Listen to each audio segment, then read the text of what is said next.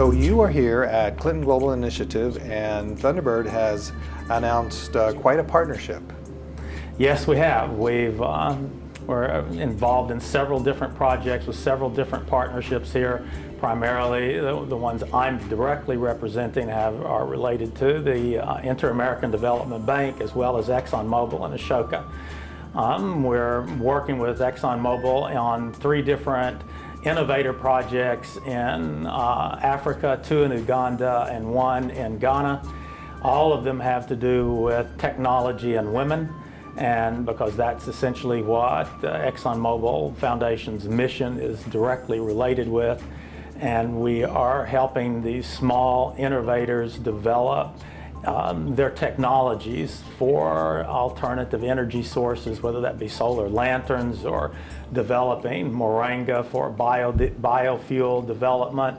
And my teams are directly supporting the strategic initiatives of each one of these innovators, and we are providing them with a host of management services that are helping them polish their business plans, helping them understand how they can manage supply chains even in these very, very remote locations. We're helping them understand how they can scale their organizations and how they can take them into surrounding countries. That was one thing that ExxonMobil was particularly interested in, was using the Thunderbird Emerging Market Laboratory program to help them scale and assure the sustainability of the innovators that we're working with. Interestingly, when people talk about social welfare and benefits, oftentimes business is left out of the picture, but you're from a school of management. Yes, we are. We're very strongly supporting what's essentially turned into a bit of a movement that's a value based around social enterprise. And really, quite frankly, the bottom line of social enterprise is you're creating social benefit as you're creating profit. And that's a movement that's come about largely because of an increase in the interest of the millennial students, who have a huge value around giving back and creating value socially right now. So we have students who are coming into our programs that's the way they want to express themselves professionally. And at the same time, more and more organizations are understanding that creating social benefit actually allows them competitive advantage, particularly in these emerging markets. Tell us about some of those students who you're talking about. Well, the Thunderbird School for Global Business is an international MBA program. And we have a good 50% of our students are international.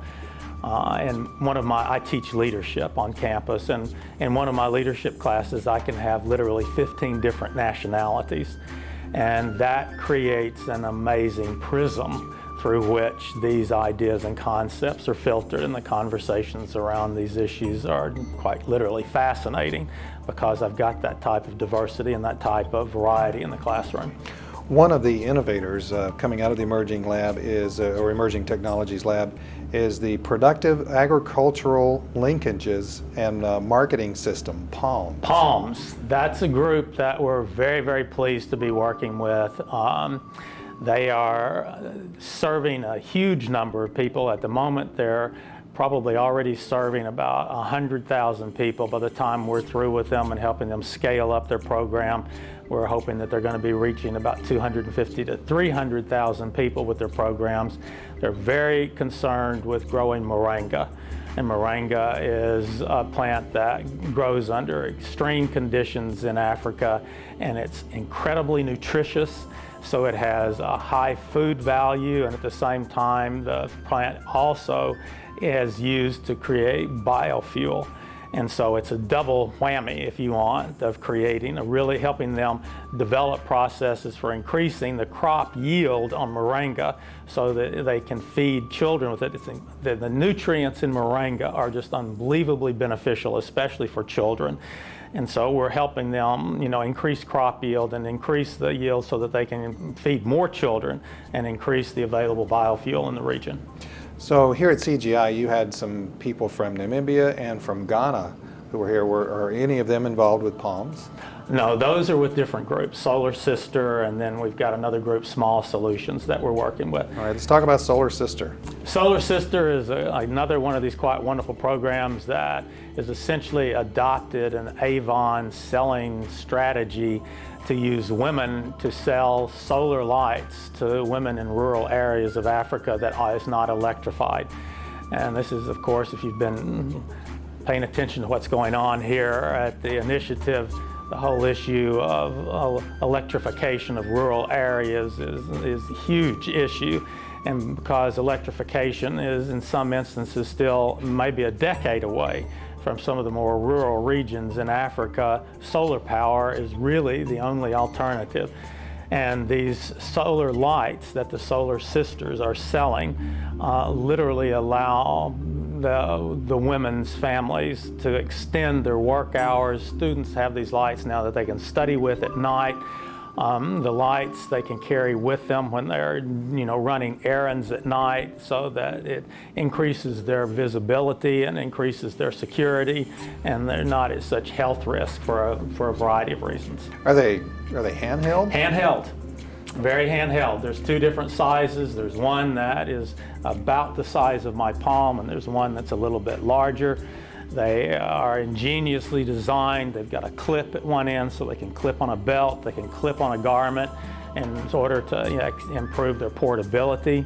And you also mentioned that these were safer than... Well, the lights are much, much safer than using kerosene for lighting at night. And for the health factors, it's just, again, an unbelievable advancement.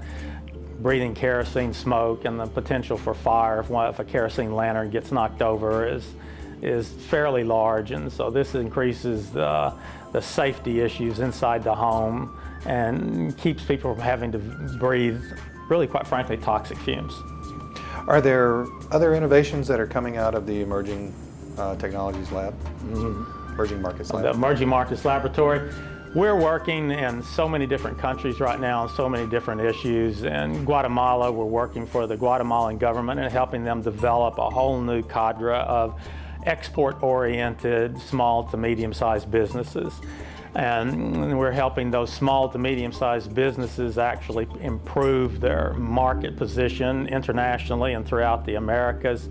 From a technology perspective, we've been also working with some groups in Kenya with the Grameen Foundation, with microfinance, and strictly from a technology perspective, and helping the Grameen Foundation roll out a new microfinance software tool for banks to use.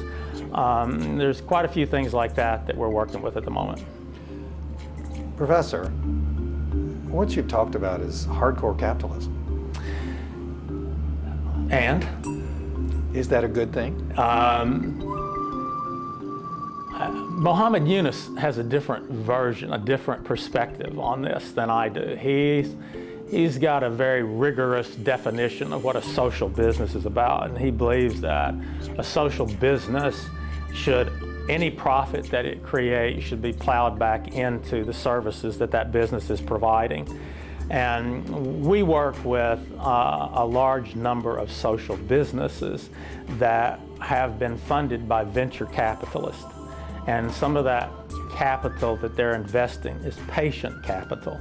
In other words, they're not looking for an immediate return. They're not looking for a quarterly return like what much of capitalism is about. They're looking for a longer term return on their investment, and they're lending that capital specifically in a way that is going to assure social benefit. So if you want to consider it an evolution of capitalism that has a social conscience, yes, it's capitalism with a social conscience. Are people in the developing world good capitalists? Are they good business people? Excellent. Some of the best. We've worked in Vietnam, and Vietnam is an entire country of entrepreneurs. And the minute that they get the minimal amount of education or skill building necessary in order to thrive, they go straight to work in developing their own company and their own organization. They're one of the most admirable entrepreneurial cultures in the world right now. I can say the same thing about Peru. We're doing a lot of work in the Thunderbird Emerging Market Laboratories in Peru. And it's the exact same thing. You give them just enough information in order to assure their personal competencies. They're going to open a business so that they can take care of their families. There's this misconception that people in emerging markets need to be taken care of. And it's an inaccurate perception. They're quite capable of taking care of themselves as long as they get the minimal amount of skill building they need and the minimal amount of capital to put them in charge of their own lives. I'm hearing that you're bullish on global development. Absolutely. I'm bullish on global development in emerging markets. Emerging markets is the future of the developed world, quite frankly. I think the statistics look like something right now like 80% of the world is emerging markets. And that 80% right now is consuming 50% of the developed world's products. And that's now before they've even started producing their own products. And you see more and more often that the most innovative, disruptive innovations are being developed in emerging markets and are now being distributed in developed markets. So that's what we call reverse innovation, where innovations are taking place in emerging markets and then being distributed globally into developed markets. It's an amazingly exciting time to be involved in emerging markets at the moment. I want to go over the partnership, the one specifically here for CGI, Yes. the ExxonMobil and Assoc. What's Assoca's role in this? Assoc essentially is, we work through the Change Makers program that they have, and they have a network that's international, and they have a very good strategy for supporting and encouraging competitions for ideas. And ExxonMobil had a mission. And that mission was, we need to do something really important that is going to involve technology and women that will remove women from poverty and empower their lives.